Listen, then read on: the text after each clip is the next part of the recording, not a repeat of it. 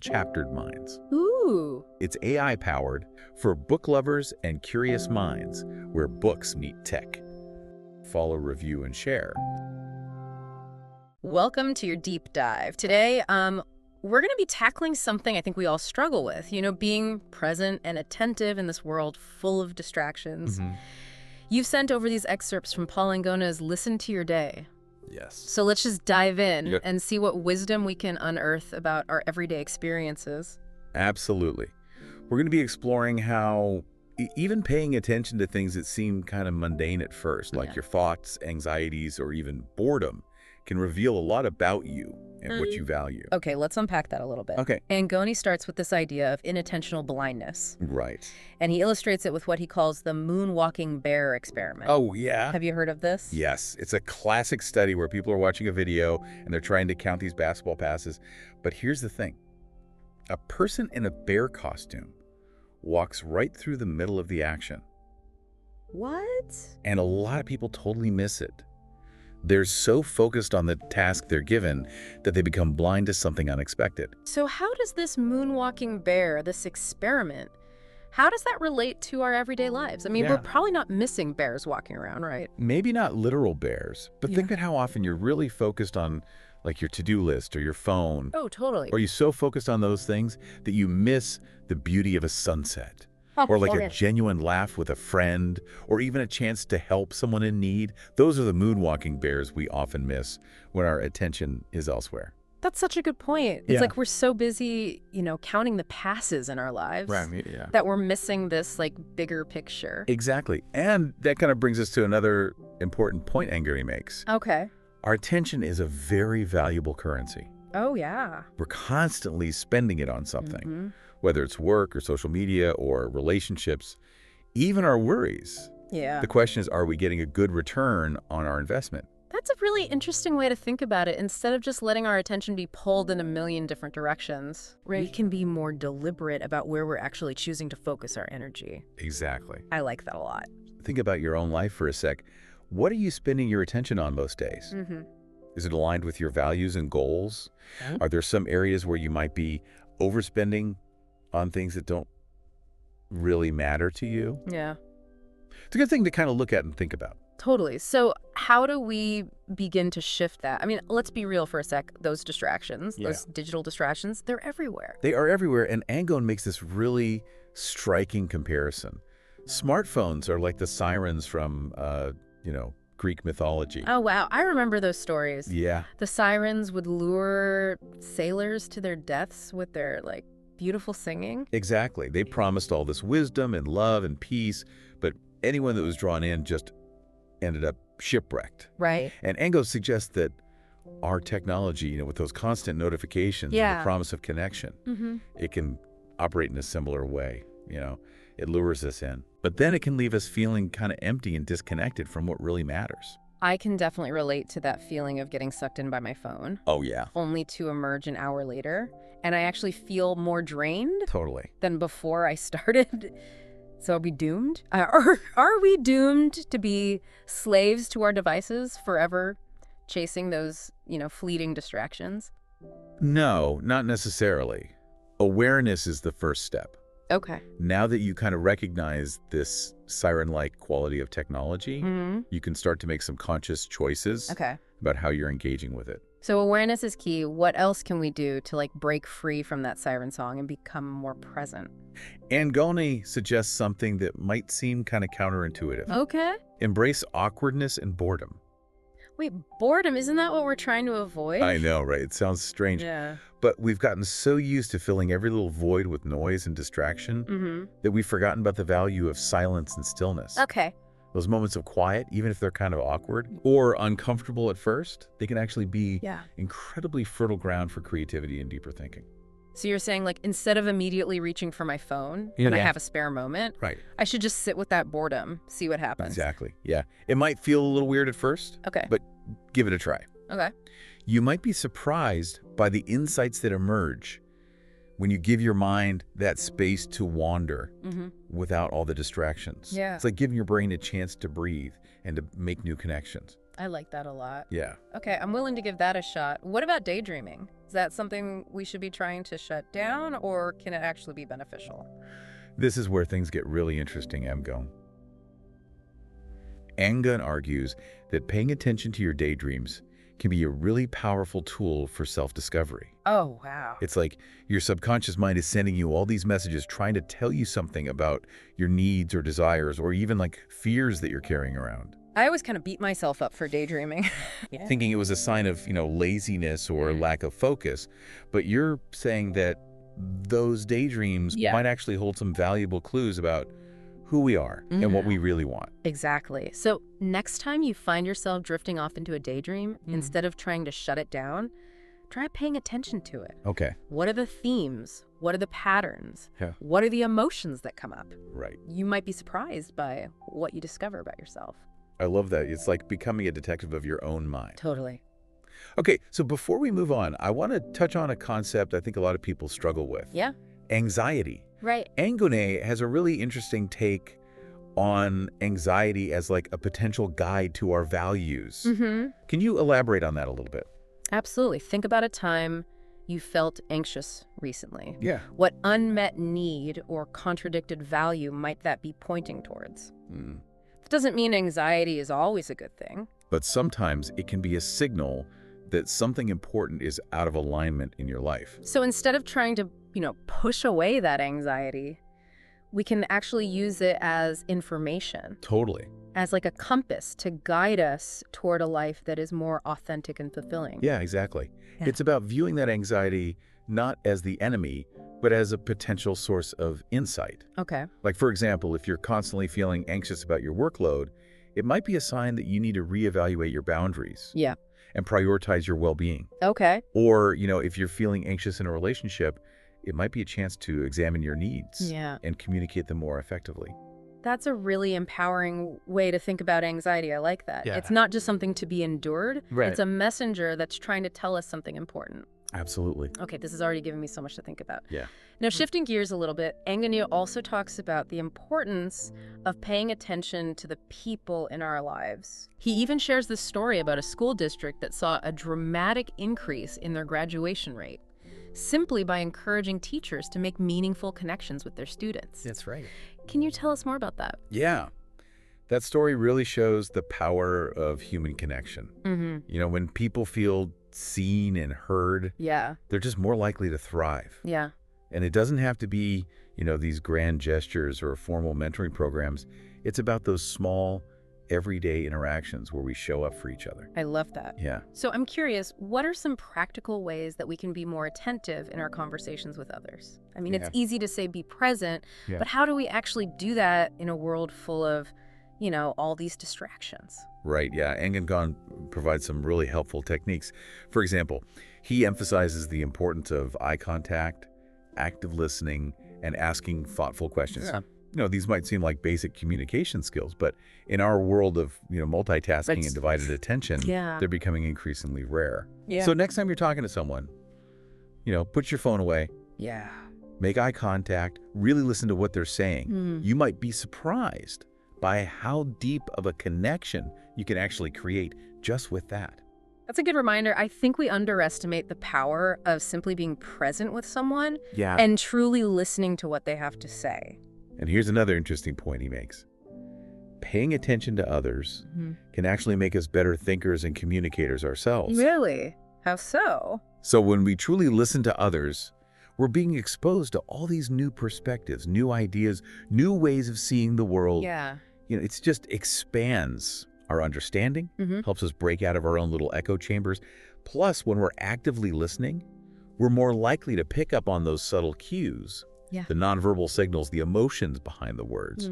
And that can lead to more empathy and more effective communication overall. So it's like a win-win situation. Totally. We strengthen our relationships by being more attentive, and we also become better communicators ourselves in the process. Yeah, exactly. Okay, that makes a lot of sense. Now, to give you some concrete tools to work with, Okay. Angone introduces several mindset models that can help you kind of see your day in these new ways. Oh, I love that. Yeah, it's like trying on different lenses to find the one that helps you focus on what's most important in any situation. I love that analogy. Yeah. Tell us more about these mindset models. Okay. What are they, and how can they help us be more present in our everyday lives? Okay, so he starts with what he calls the entrepreneur mindset. Okay. It's all about viewing problems as opportunities for these creative solutions. Okay. So instead of getting stuck in frustration, Right. you ask yourself, how can I turn this challenge into something positive? What can I learn from this? I like it. So it's about shifting our perspective from seeing problems as like roadblocks to seeing them as like potential springboards for growth and innovation. Exactly. And he gives these great examples of successful entrepreneurs who did just that. Oh, yeah. Think about the guy who invented the Script Daddy sponge. Okay. You know, he was detailing cars, and he was getting frustrated with how other sponges would scratch the paint. Yeah. Instead of just complaining about it, he saw a need for a better sponge and created this product that's now, A household name. ubiquitous. Yeah, exactly. That's amazing. It reminds me of the creator of the Ring doorbell. Yes. He was tired of missing deliveries when he was working in his garage. Totally. So he invented a solution, and now it's a multi-billion-dollar company. I know. It's crazy. It's crazy. Yeah. It seems like that entrepreneur mindset is all about looking for those everyday annoyances and seeing them as opportunities. Exactly. I love that. So I have a question for you, listener. Yeah. What's a problem you've been grappling with lately? How could you apply that entrepreneur mindset to that situation? Maybe there's a creative solution or a hidden opportunity waiting to be discovered. Ooh, I like that challenge. Yeah. Okay, so that's the entrepreneur mindset. Right. What's next? Next up is the farmer mindset. Okay. This one is all about recognizing the importance of timing and seasons Okay. and tending to the soil of our lives. Okay, I'm intrigued. Tell me more about this farmer mindset. So just like a farmer needs to plant their seeds at the right time, we also need to be mindful of when we initiate projects or make big decisions. We also need to be patient, recognizing that growth takes time and consistent effort. Yeah. There are seasons for planting, tending, and harvesting. And sometimes you just need to let the field lie fallow to replenish the soil for a bit. I love this analogy. It's like we're not just passively waiting for things to happen, but we're actively cultivating the conditions for our goals and dreams to flourish. Exactly. Think of a personal goal you're working towards, listener. How can you apply this farmer mindset to it? Yeah. What seeds do you need to plant? What kind of soil does that goal need to thrive? Yeah. Are there any adjustments you need to make to your planting or tending strategies? I love that. Okay, so we got the entrepreneur, we got the farmer. Yep. What other lenses does Angone offer? We also talks about the writer mindset. Okay. This one's all about cultivating a sense of observation and reflection. Okay. It's about paying attention to the details of your experiences and trying to understand what's their deeper meaning. I love this one. I'm a big journaler. Yeah. I use journaling and writing as a way to process my thoughts and emotions. Right. It's like those words help me make sense of the world around me. Exactly. And Angone shares this really fascinating anecdote about a student who was tasked with studying a fish for a week. A fish for a week? A fish for a week, yeah. Wow. At first, the student was really bored and frustrated. But the more he observed the fish, the more he started to see it in this whole new light, noticing all these details and these intricacies he had never seen before. That's so cool. It reminds me of that quote, the world is full of magic things, patiently waiting for our senses to grow sharper. Yes. It's like when we slow down and truly observe, we start to see the extraordinary in the ordinary. Absolutely. So what's something you could observe more closely today? Maybe it's the way the light filters through the leaves on your walk to work, or the expressions on people's faces as you go about your day. Try jotting down your observations in a journal.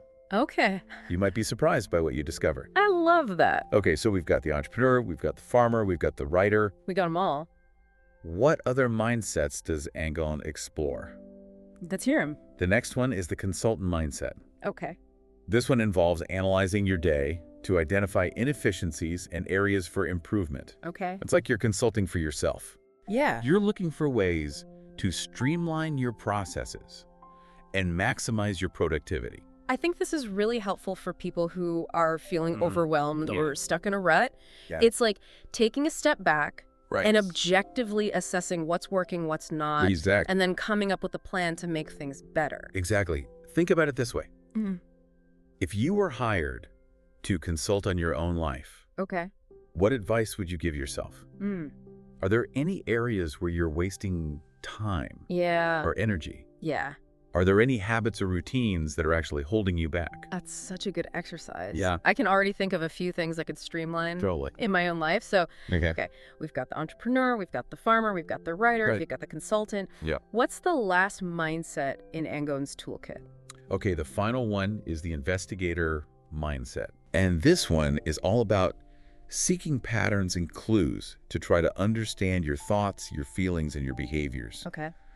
It's like you're a detective Yeah. investigating the mysteries of your own mind. I love that. Yeah.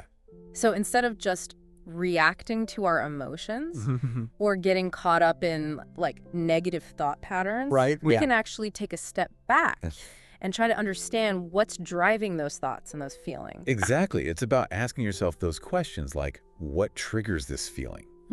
Or what need am I trying to meet with this particular behavior? Yeah. By digging a little deeper, Yeah. we gain these valuable insights into ourselves, and we can start making more conscious choices. I love that it's like we're taking back control of our minds instead of letting our minds run the show. Exactly. And remember, you can actually use these Z-set models in combination. Okay. It's not like you pick one and stick with it forever. Yeah. Experiment with different approaches and just see what works best for you in different situations. That's a really good point. It's like having a whole toolkit of different perspectives to draw from. Exactly, yeah. So Angone shares the example of Abraham Lincoln as someone who seemed to really master these different ways of paying attention. Right.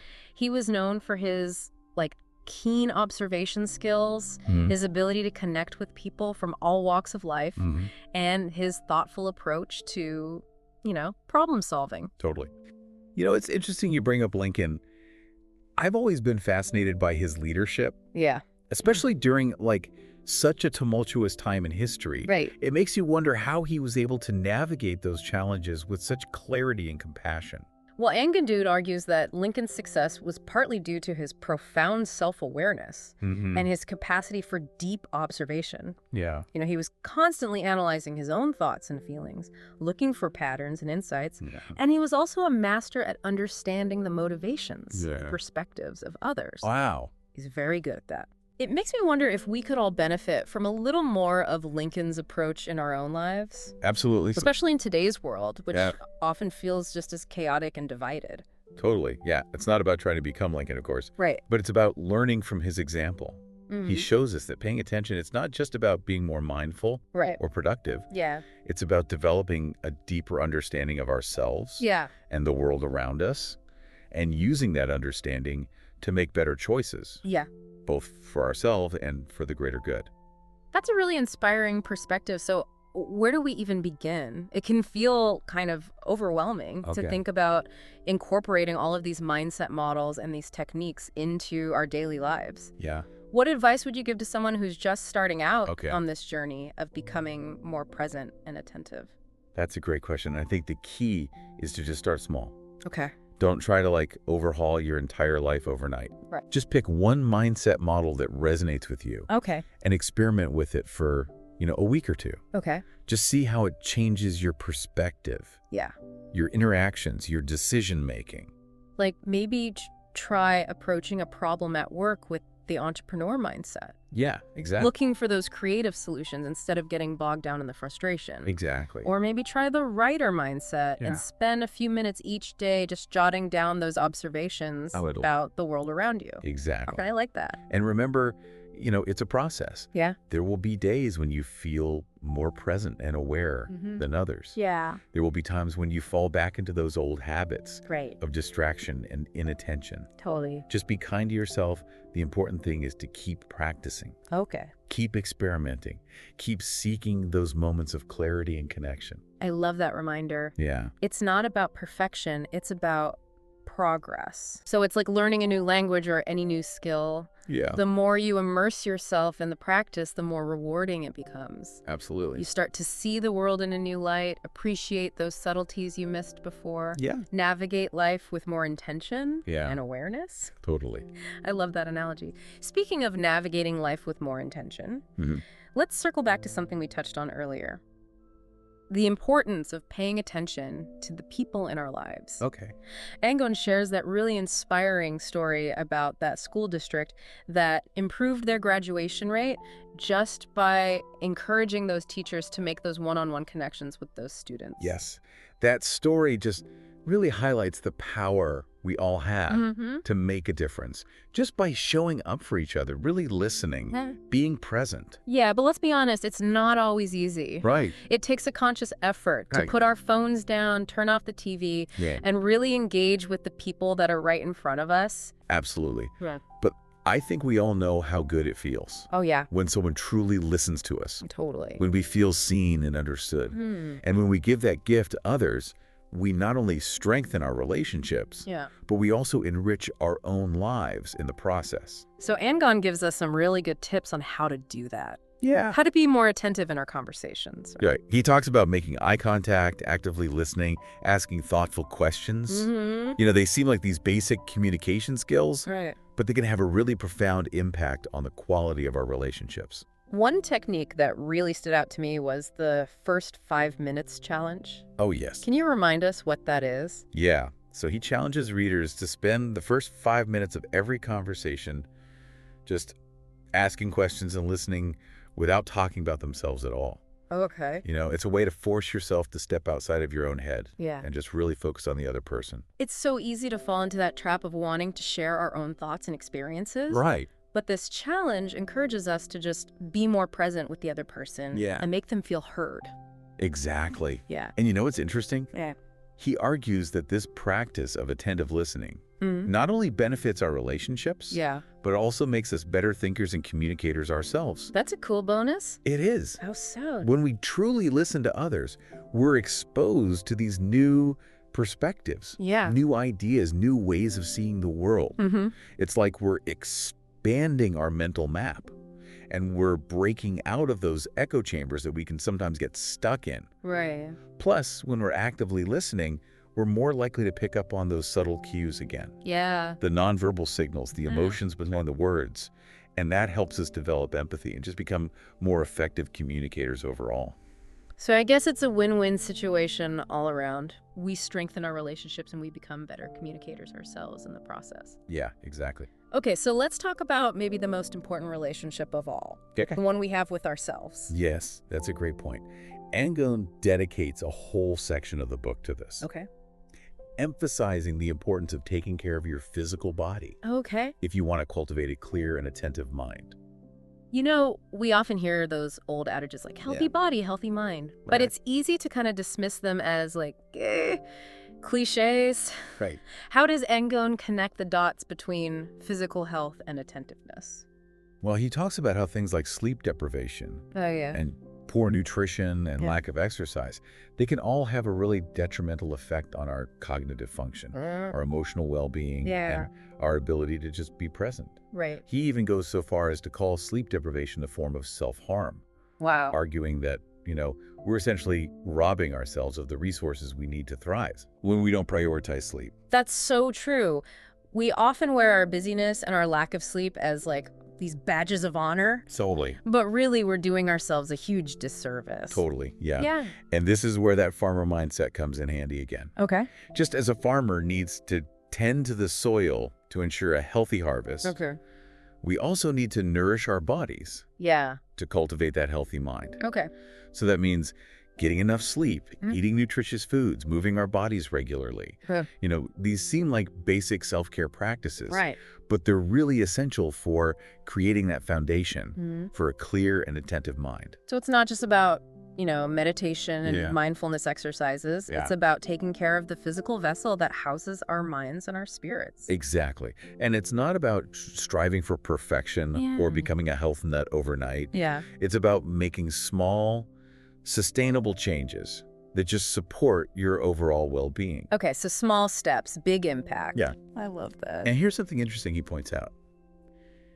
Even these self-care practices can become opportunities to practice attentiveness. Oh, good. Instead of just mindlessly going through the motions, we can bring our full awareness to the experience. Yeah, so it's not just about eating healthy. It's about savoring each bite. Yeah. Paying attention to the flavors and textures of the food. Exactly. It's not just about exercising. It's about noticing how your body feels as you move. Yeah. The rhythm of your breath, the sensations in your muscles. Exactly. It's about turning those everyday activities Yeah. into these mindful practices. Yeah. Finding these small moments of peace and connection throughout your day. I love that it seems like everything keeps circling back to this core idea of just paying attention, being present in each moment. Yeah, it is. Yeah. And that's what Angone means when he says, listen to your day.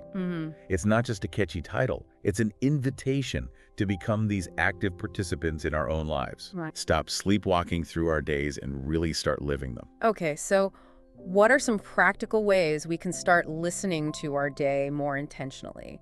Where do we begin? That's a great question, and one we'll explore a little bit further at our next segment. Okay. But for now, I want to leave you with a question to ponder. What would it look like for you to truly listen to your day? What small changes could you make to be more present, more attentive, more connected to the richness of your own life? Yeah. Just take a moment to reflect on that. We'll pick up this conversation in part 3. Welcome back. We're wrapping up our deep dive into listen to your day and how to find these hidden gems of wisdom in our everyday experiences. We've covered a lot of ground, haven't we? We have. From inattentional blindness to those insightful mindset models. And it all comes back to cultivating awareness and presence. It does. It's like we're learning to wake up from autopilot and really tune into what's happening, around us and within us. Exactly. And as we've been saying, it's not about becoming some sort of mindfulness guru or anything like that. Right. It's about finding those small, practical ways to kind of shift our perspective and make more conscious choices throughout our day. Okay, so let's dive back into those practical tips. Okay. We talked about, the importance of paying attention to others, having those meaningful conversations. Right. But what about those times when we're alone? How do we listen to our day then? That's a great question, and Angone actually addresses that directly. Okay. He talks about the importance of creating space for silence and solitude, even if it's just for a few minutes each day. I think a lot of us are almost afraid of silence. We feel this urge to fill every moment with noise. Yeah. Whether it's music or podcast or just, endlessly scrolling through social media. Totally. It's like we're uncomfortable with being alone with our own thoughts. Yeah. Maybe we're afraid of what we might discover Right. if we actually slowed down and listened. But Angone seems to suggest that those quiet moments, even if they feel kind of awkward at first, can be incredibly valuable. They can. It's like we're giving our minds a chance to decompress and make those new connections. Exactly. He even talks about the benefits of boredom, which is something I think most of us try to avoid. At all costs. Yeah, at all costs. But he's saying those moments of boredom when we resist that urge to immediately fill them with distractions can actually spark creativity and lead to these surprising insights. They can. So you're saying instead of reaching for my phone every time I have a few minutes of downtime, I should just sit with that boredom and see what happens. Just sit with it. Okay. You might be surprised by where your mind goes when you give it that space to wander. Yeah. Without all those distractions, it's like you're giving your brain permission to play and explore. Okay, I'm willing to experiment with that. Now, what about those times when our minds are already wandering? Even when we're not intentionally, trying to be bored? Is that a bad thing? Not necessarily. Remember those daydreams we talked about earlier? Oh, yeah. Angone argues that those daydreams, when we pay attention to them, can actually reveal a lot about, our subconscious desires and fears and needs. So it's like our minds are trying to tell us something, but we're often just too busy or too distracted to actually listen. Exactly. So the next time you find yourself drifting off into a daydream, instead of immediately trying to reel yourself back in, see if you can just observe it with a sense of curiosity. Okay. What are the recurring themes or the patterns? What emotions are coming up for you? Those daydreams might be trying to tell you something important about what you truly value or what might be missing from your life. I love that perspective shift. Yeah. Okay, so we talked about silence, boredom, and daydreams. What about those more difficult emotions like anxiety or fear or anger? How do we listen to our day when those emotions show up? That's a great question, and it's something a lot of people struggle with.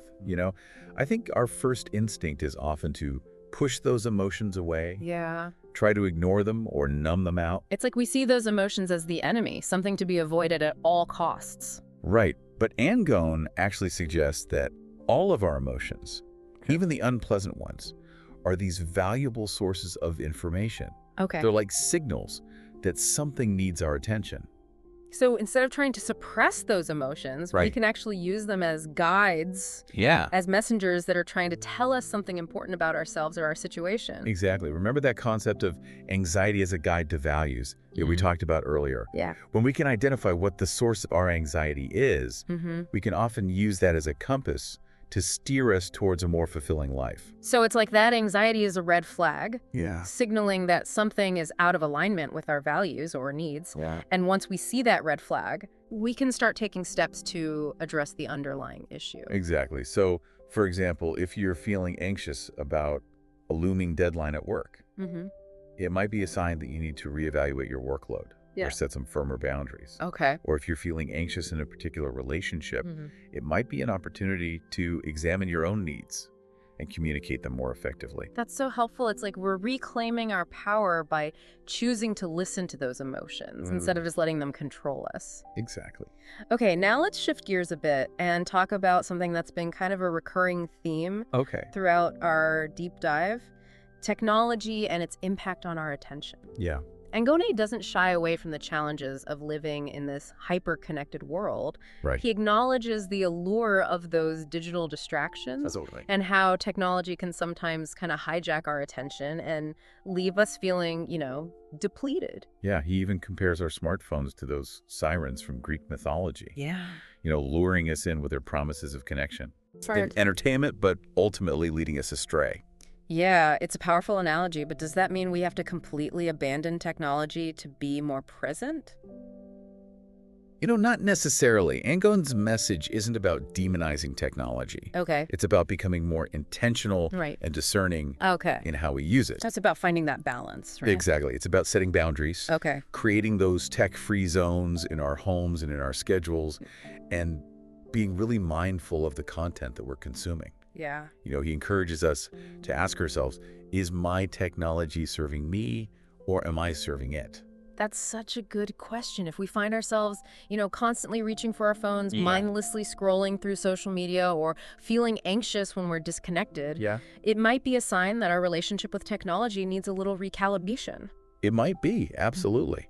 It's about taking back that control and using technology as a tool to enhance our lives rather than letting it rule us. Okay, this has been such an insightful conversation. As we wrap up our deep dive into Listen to Your Day, I'm curious, what's one key takeaway that you hope our listeners will carry with them?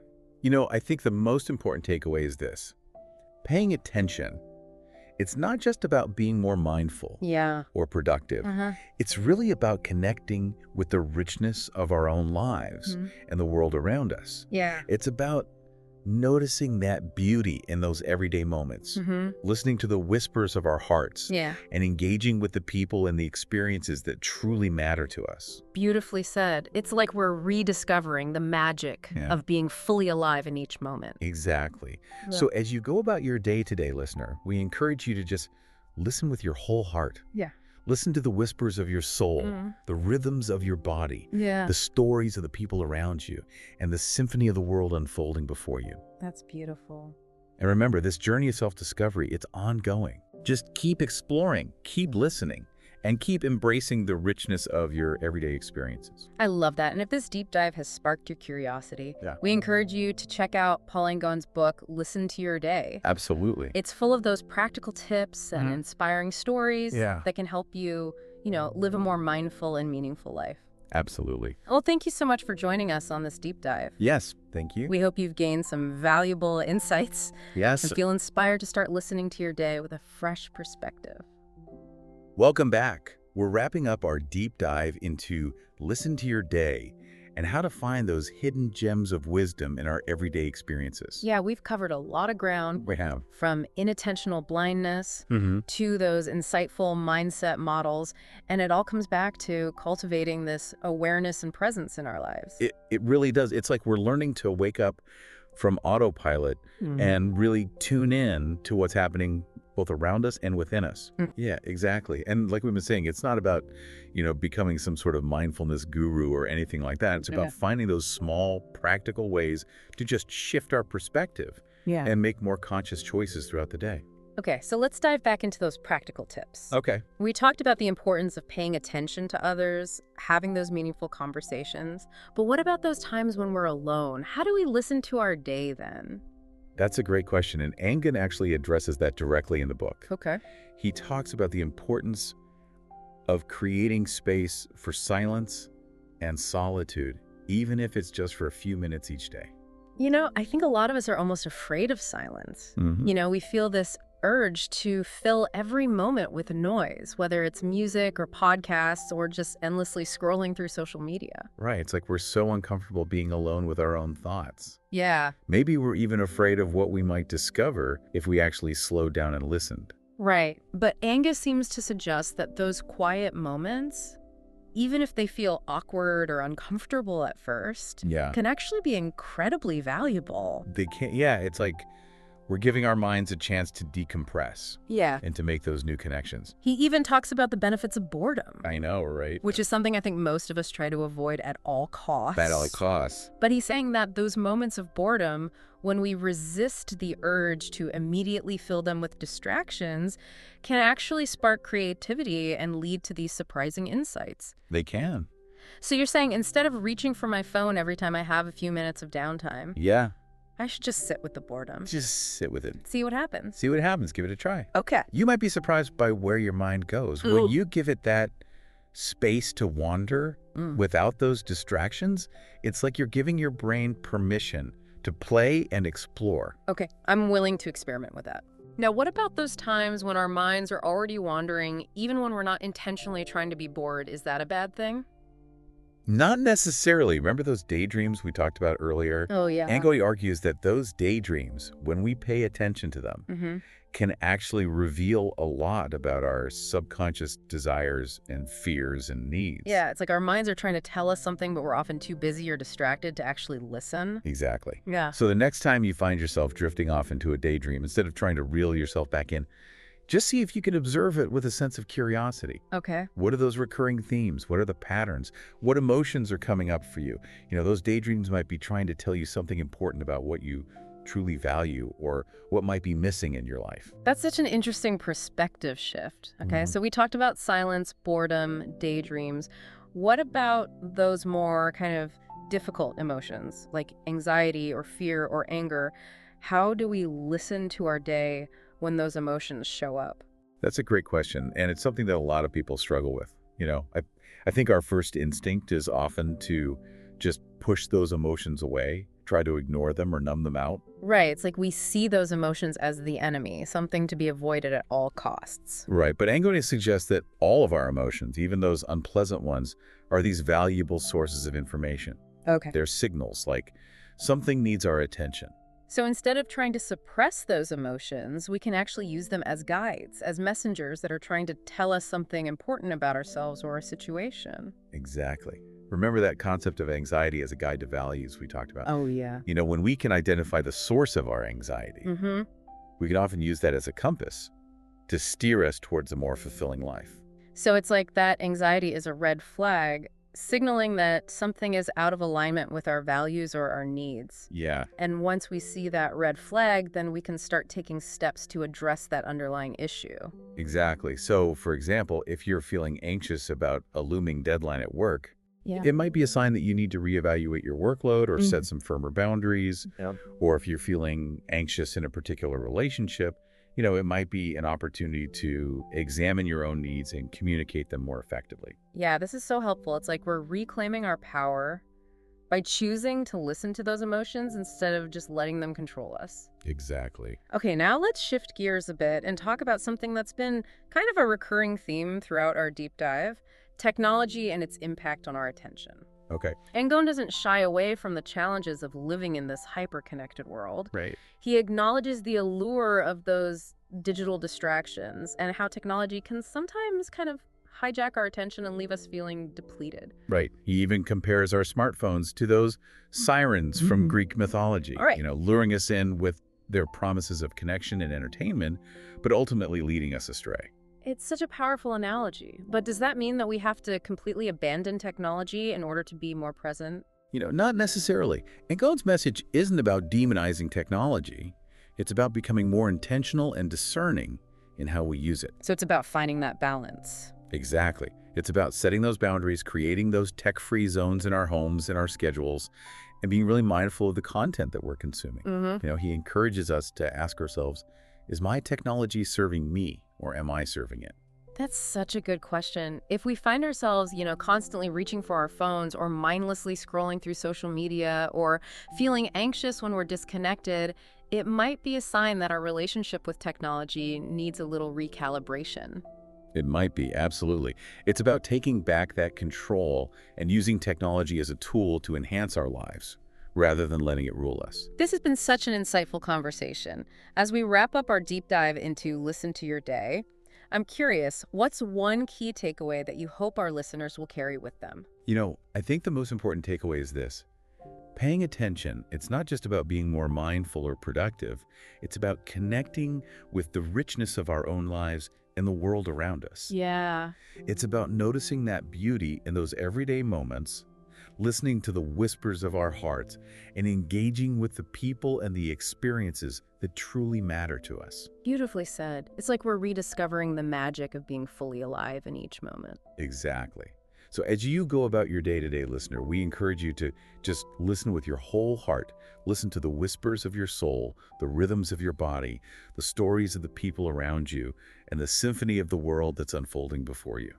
What a beautiful way to end this deep dive. Thank you so much for joining us. Yes, thank you. We hope you've gained some valuable insights and feel inspired to start listening to your day with a fresh perspective. Don't forget to subscribe, share, and let us know what book you'd like us to cover next. Until next time, keep reading, keep growing, and keep those minds chaptered.